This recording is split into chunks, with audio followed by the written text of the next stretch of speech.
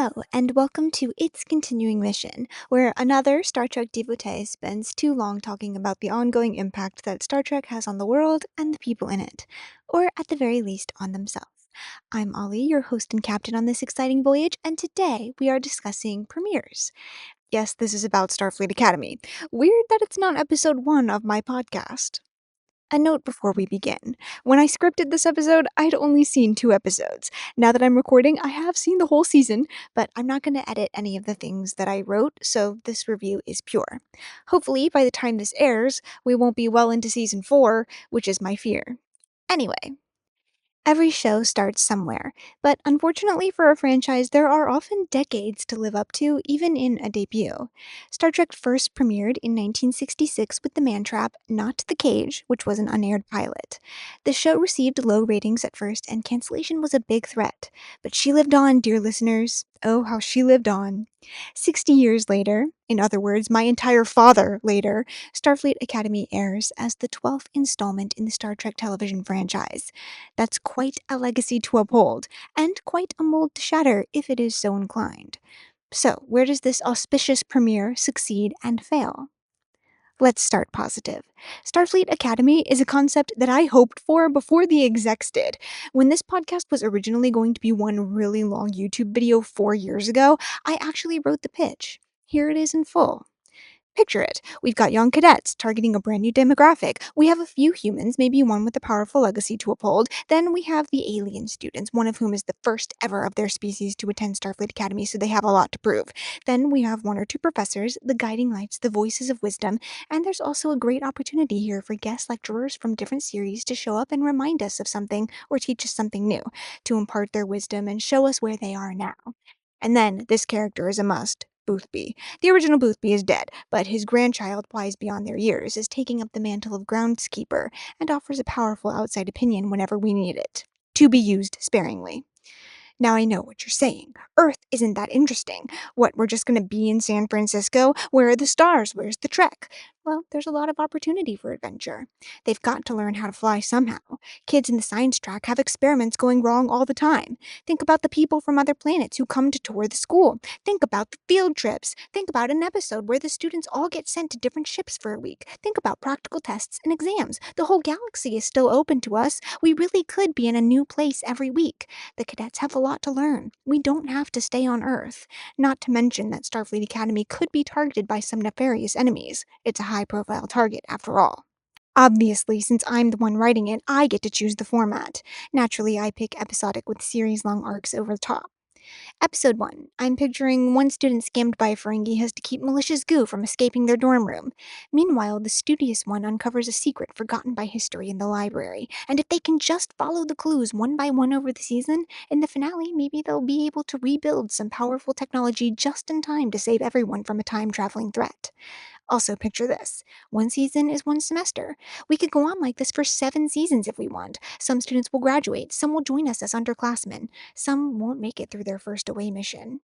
But through it all, you've got young adults figuring out themselves, their values, and how to be good people in a vast universe that is stretching out way too far in front of them. And sometimes they'll get it wrong, but they're not officers and captains yet, so there's more time to learn from their mistakes and do better next time. Wouldn't that be comforting? I think that would be comforting. That was my pitch, and it would seem that I got exactly what I wanted. Episodic, young adults with a few teachers figuring things out. I got the alien character who was the first of their kind attending with a lot to prove. I got someone with a powerful legacy. I got a guest lecturer from a previous series, though I think the doctor is a fully fledged teacher. I was even spot on with the goo, if you'll allow me to mention episode 2 in a podcast about premieres. I really, really like the way the Athena, a beautiful name by the way, can be on Earth or go into space. I think that's a fantastic way to balance school and the galaxy. I'm also surprised by how okay with the 32nd century setting that I am. I thought going to the future was the right decision for Discovery, but I ended up disappointed in how dark that future is. I know that no empire can last forever, but Star Trek to me is supposed to be about hope. It's a fun place to imagine a future to strive for, so when it suddenly wasn't a future I wanted, of course I had misgivings about the continuation of that arc. But Starfleet Academy's premiere was promising. Rebuilding the Federation is an interesting premise, especially when combined with the school setting. That's, forgive me, the next generation, and they're creating the world they want. That's inspiring in a reality that my elders fumbled hard. I wouldn't ask a handful of screenwriters to tell us how to build a utopia, but I hope they can handle a few strong themes in that vein. We shall return to this idea anon. Now let's talk characters. A good premiere has to introduce most of the characters in a memorable way. That's not easy for an ensemble show with a big cast, but for the most part, I think the introductions went okay, though a few of them were a bit over expository. More on that when we discuss dialogue. As for the characters themselves, I think we have a strong cast that I'm willing to befriend for several seasons. The personalities are big, and I can already see how the dynamics can help drive plots forward and, of course, get people into trouble. The Jem'Hadar slash Klingon teacher is my favorite so far, and not just because she's beautiful, but because she's loud, too. I'm not sure how I feel about the rich kid or eyebrows yet, but the scientist Klingon is very interesting, specifically because he's different from other Klingons. I like the fresh take, and how the show isn't afraid to expand beyond established tropes. The Doctor's inclusion was perfect. He's a familiar face that grounds us back into the universe after such a big time skip, and he's the only one who could fill that role as someone who isn't dead. The actor slipped right back into character, and I think the writers understand him very well too. His acerbic wit is just right in contrast to the other photonic, Sam's, bubbly positivity. I'm sure they will be paired up as a duo often, but hopefully they won't be overused. And speaking of duos, we have our main characters, Chancellor slash Captain Nala Ake and Caleb Mir. I like Captain Ake. It makes sense that someone who can remember the Federation at its finest is one of the people most instrumental to its rebuilding. She seems principled and empathetic, so it should be easy to follow her lead. And she's quirky and good humored as well. Probably fun to be around. Caleb Mir, protagonist, may be a different story though. I can see the appeal of having a main character in Starfleet Academy who doesn't actually want to be there. It's an easy way to create conflict and what you might call teachable moments. However, I worry that it won't be long before Mr. Mir hits a wall in development. His main goal, the driving force behind his actions, is finding his mom. He can't look for his mom forever. One day, probably at the end of the season, he's gonna find her. And what happens after that? I can see a future where the main character torch passes to a different student each season.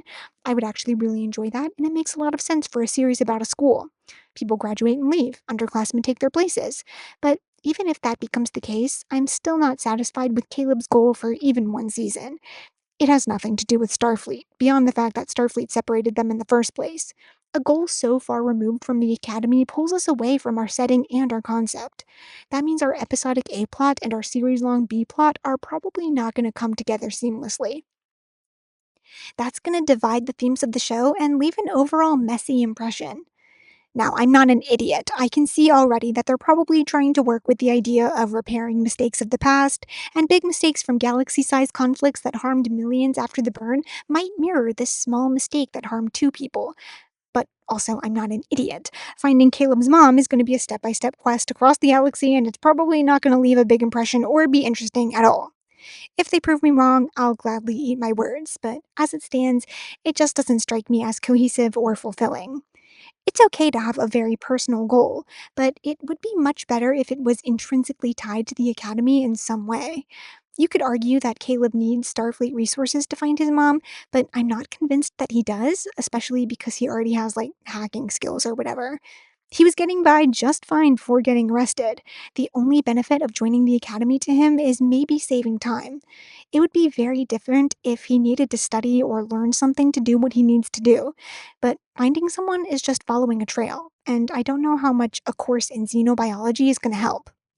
Well, we'll see, I guess. We must now briefly discuss the dialogue. As always, compliments first. They absolutely nailed the Doctor. I couldn't be happier. I freaking love that guy. Another positive is that each character has their own voice. It's easy to lose characterization in dialogue, especially if a conversation needs to accomplish a specific goal. But here, the writers are succeeding in doing the much harder thing, using unique character voices to accomplish those goals. The lines don't feel like anyone could have said them, or like they were just given to a character who hasn't talked in a while. They feel like those specific people are saying them. It's great. But my overall review of the dialogue is that it's not, well, great. I could tell that it was difficult to perform for the actors too, and not just because their chemistry is weak. A lot of it was poorly paced exposition and both unnatural and overly direct. Yeah, it was all stuff that we needed to know quickly, but why bring it up and why in such detail? Why so honestly and vulnerably, often to strangers? The beginnings of conversations are also quite contrived, especially when the cadets are meeting for the first time. I found those scenes to be half cringe, half empty, all forced. Everyone just states their species, background, and character quirks. If you want the main characters to be together, just skip to the emergency and have everyone show their strengths and traits through action. Instead of having the rich boy whose name I haven't learned yet say, I'm the first Kyonian and I'm going to be a captain, have him try to boss everyone around when the programmable matter hits. Rinse and repeat with everyone. There were more graceful ways to generate interaction between the kids rather than talking about nothing and becoming fast friends, or talking about too much and becoming fast enemies. But back to dialogue. Sadly, non sequiturs abound, even from the very first scene. Example: Mama, if you stole it, it's okay. Followed by, we'll always be together. I also thought there was too much empty dialogue that just fills space and tries to make the setting appear populated and busy, but just clutters things up with noise. Hellos and excuse me's between bots and quippy announcements from the digital dean of students, though he is funny. With a little extra insight from episode 2, I also want to complain about slang. Why on earth, or in space for that matter, would someone in the 32nd century say, it's giving unpaid dating coach energy? And then Eyebrows, whose name I haven't learned yet, responds with the most I'm not like other girls line I've ever heard. Get out of here. Side note, why would they randomly have that conversation in public in the middle of a party? End side note. It's giving hello there, fellow kids. Speaking of, I think the dialogue and behavior of the cadets is skewing a little younger than they are. They're 17 to 21, not 15. This should be college, not high school. In high school, bullies take things out of your hands and play keep away. In college, you have drunken fistfights at a frat party.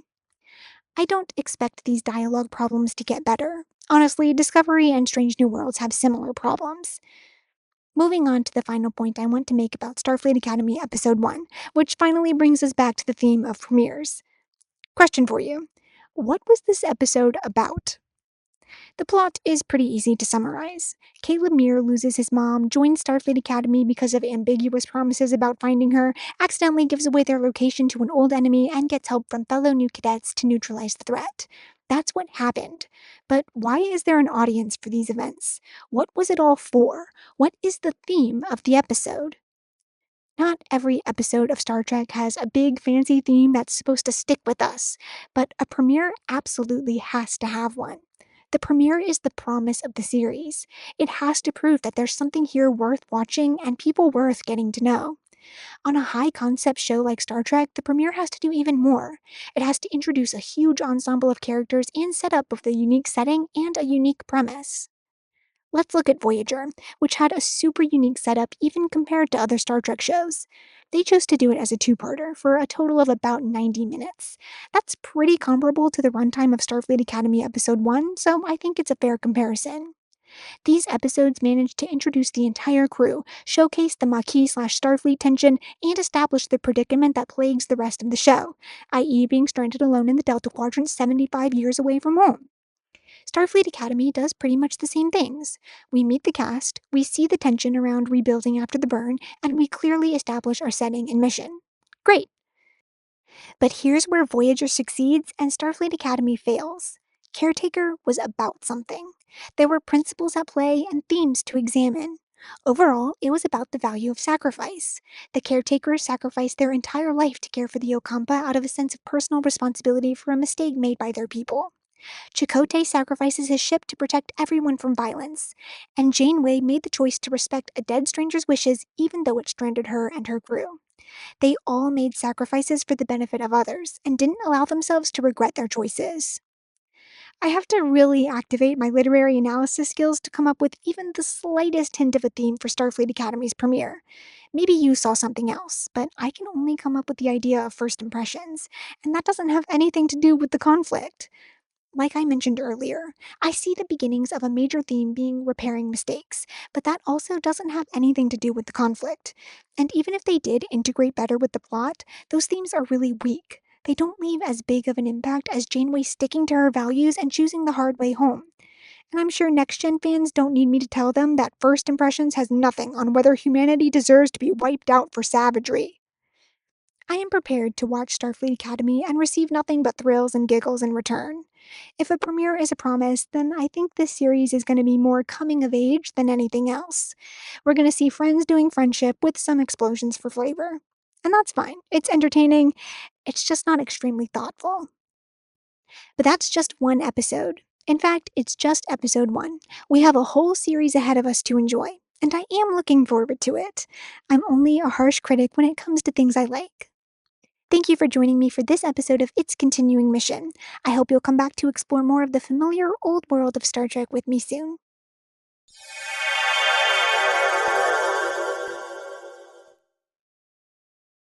I'd like to thank my first officer, Commander Jasmine, for designing the banner and icon for the podcast. Thank you.